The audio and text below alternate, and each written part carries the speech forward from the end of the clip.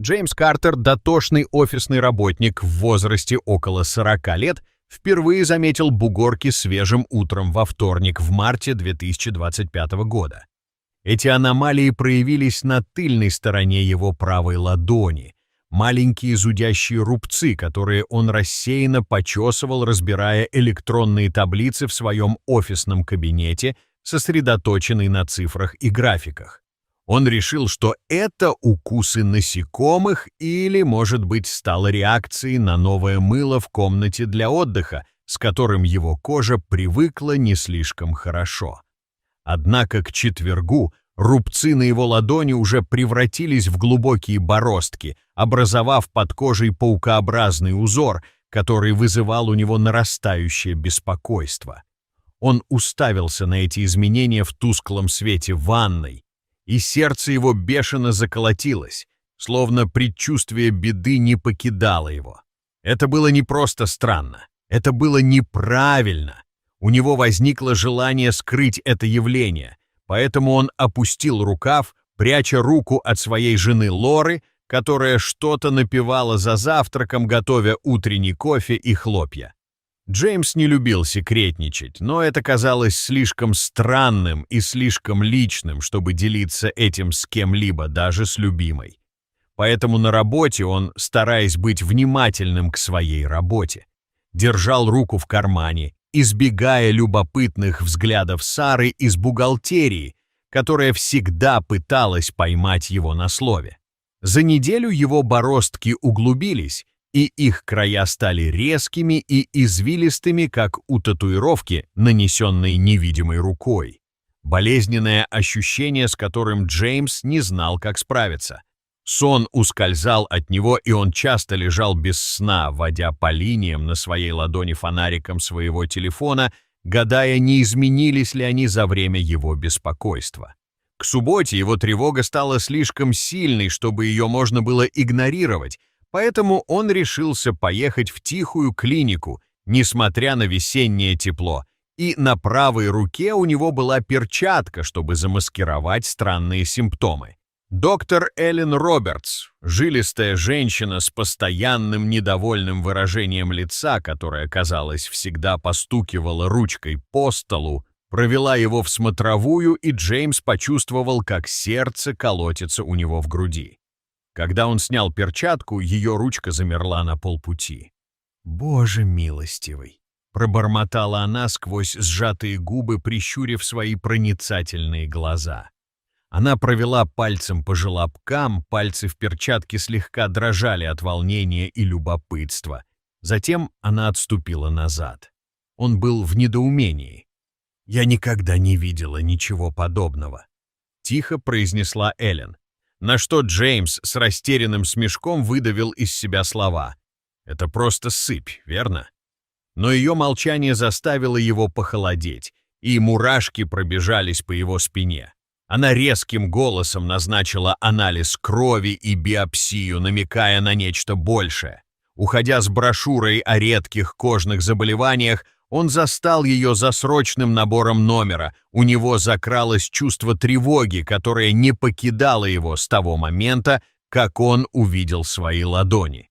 Дома он старался поддерживать хрупкую нормальность, шутил с Лорой по поводу ее переваренной лазаньи, уклонялся от ее вопросов о его перчатке, словно та была магическим артефактом. Ночами было еще хуже. Складки на коже, казалось, пульсировали, вызывая у него тоскливое чувство, и он мог поклясться, что чувствовал легкое покалывание под ними, как будто что-то поднималось на поверхность. На работе его перчатка вызывала необъяснимые пересуды и шепот, что добавляло напряженности в атмосфере. Сара, не стесняясь, загнала его в угол у кофеварки, и в ее голосе слышалось искреннее беспокойство. «Ты в порядке, Джеймс? Тебя не было дома?» — спросила она с заметной тревогой. Он натянуто улыбнулся, пытаясь скрыть свои истинные чувства. Просто у него было растяжение связок. Но от его строгого начальника, мистера Томпсона, было не так-то легко отделаться. Грубоватый мужчина, склонный к откровенным разговорам и прямолинейности, вызвал Джеймса к себе в кабинет. «Что это за перчатка, Картер? Ты не подаешь за Янкис?» — шутливо спросил он, поднимая бровь и указывая на перчатку. Джеймс неохотно раскрыл схему, едва сдерживая себя от паники, но у Томпсона отвисла челюсть в момент, когда он увидел, что стало с его рукой. «Господи Иисусе! Что сказал доктор?» — воскликнул он, явно встревоженный. Джеймс рассказал о визите в клинику и предстоящих анализах, которые вызвали у него столько беспокойства. Томпсон откинулся назад, и его брови сжались в озабоченном выражении. «Не торопитесь, Картер. Мы справимся», — произнес он, но стало ясно, что даже он не знает, что именно делать дальше. Несколько дней спустя в вечерних сумерках позвонила доктор Робертс. «Результаты неубедительны», — произнесла она с ноткой тревоги в голосе. «Нам нужны дополнительные анализы». Ее тон был напряженным и незнакомым, наводя на более глубокие размышления. Она направила его к доктору Полу Миллеру, специалисту по редким дерматозам, нагнав на Джеймса еще большую тревогу. В клинике Миллер, долговязый дотошный мужчина, с нахмуренными бровями и сосредоточенным взглядом, рассматривал бороздки через увеличительное стекло, словно искал ответ на загадку. «Это не псориаз и не экзема, это структурные изменения», произнес он, поднимая взгляд на Джеймса, который сидел в полном смятении и беспокойстве. Он заказал МРТ и компьютерную томографию, его любопытство к этому странному образованию было ощутимым. Джеймс согласился, цепляясь за надежду, что наука сможет разгадать кошмар, запечатлевшийся в его теле. Гул больницы успокаивал его, когда жужжали машины, и мрачная решимость Миллера была слабым спасательным кругом, но все равно он чувствовал себя все более изолированным от окружающего мира. Когда он остался один дома, чувства усилились. Покалывание перешло в подергивание, едва заметное, но неоспоримое, как будто что-то внутри него боролось за освобождение. Однажды бессонной ночью он наблюдал за бороздками в лунном свете, когда весь мир за окном погрузился в тишину. Казалось, что они покрыты рябью, признак усталости или чего-то похуже, их движение заставляло его чувство тревоги нарастать. Сны о пауках, черных, снующих массах вторгались в его сон, и их лапки прослеживали линии на его руке, топча его сознание. За чашкой кофе Лаура обратила внимание на его изможденное лицо и резко спросила: «Джеймс, что случилось?» — спросила она, ее карие глаза наполнились беспокойством, увидев его измученное состояние. Загнанный в угол собственными страхами, он вздохнул и закатал рукав, показывая ей ужас, запечатленный на своей коже. Она ахнула, затем потянулась к нему, касаясь его руки с нежностью. «Почему ты мне ничего не сказал?» — спросила она, ее голос наполнился тревогой.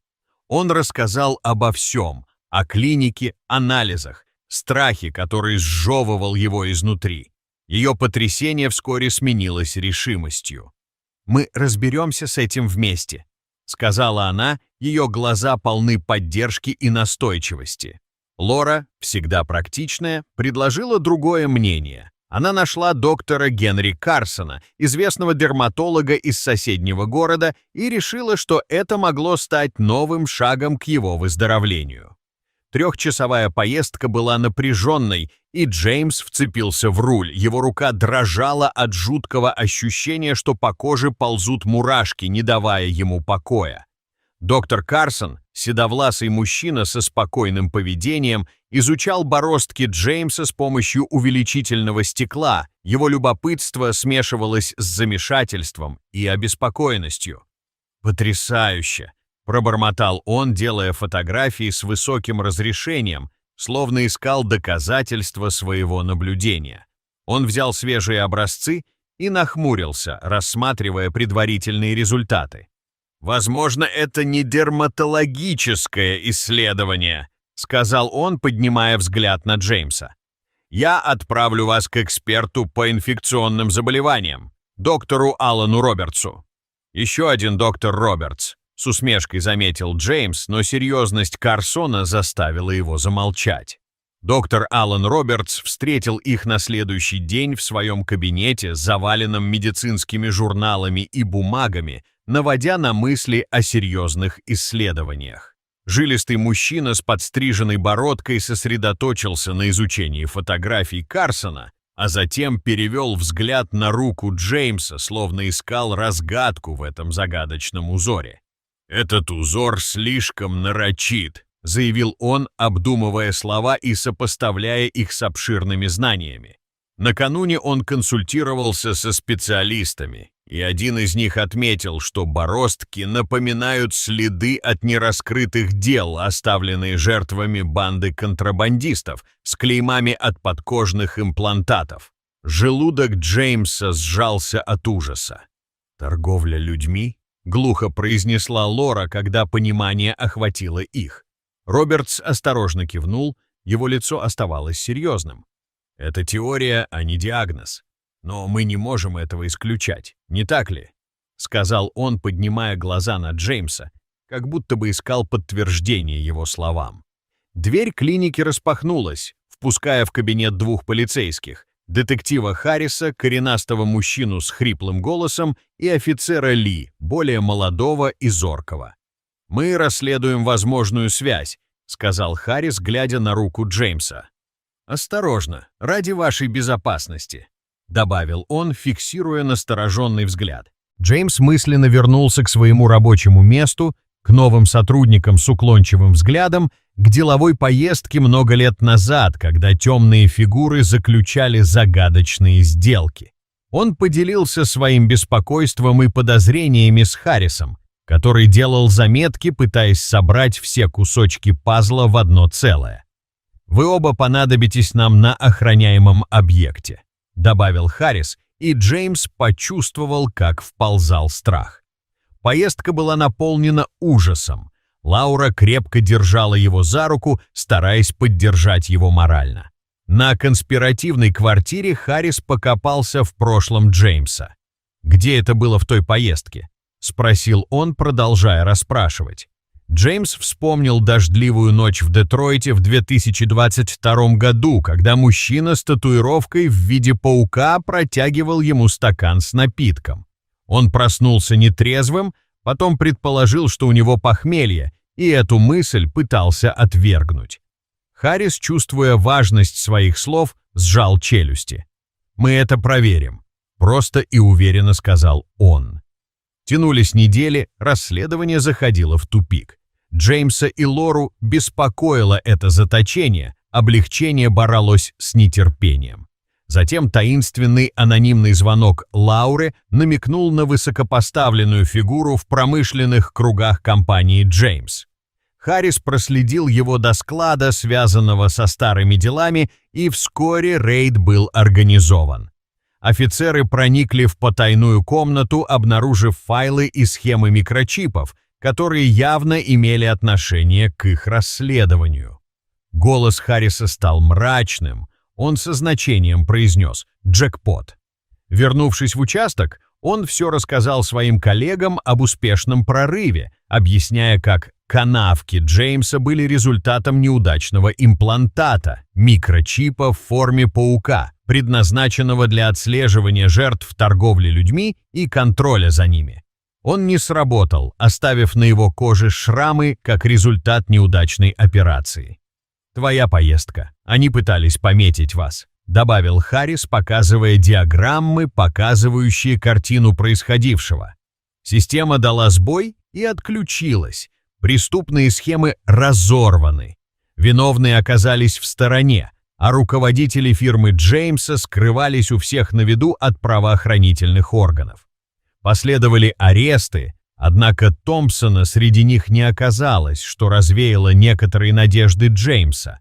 Но знакомые лица появились в отчетах. Новостные сводки гудели, когда кольцо рассыпалось, а мир узнал о произошедшем. Правосудие ощущало пустоту в успешном завершении дела. Джеймс уставился на свою руку, на которой линии напоминали карту нарушений, которые глубоко запечатлелись в его теле. Лора сжала его плечо, поддерживая его. «Мы выжили», — произнесла она, и вдруг он ощутил, что они действительно могут справиться с этой ситуацией. Терапия постепенно помогала вернуть его к нормальной жизни. Джеймс вел дневник, избавляясь от страха и тревог, фиксируя все свои переживания и многообразие эмоций. Однако следы остались, как шрам от кошмара, который он неосознанно носил в себе. Вместе они восстанавливались, шаг за шагом, каждый день приближая себя к полноценной жизни, пока тень пауков таила, но так и не исчезла полностью, оставляя за собой тревожные воспоминания о том, что они пережили.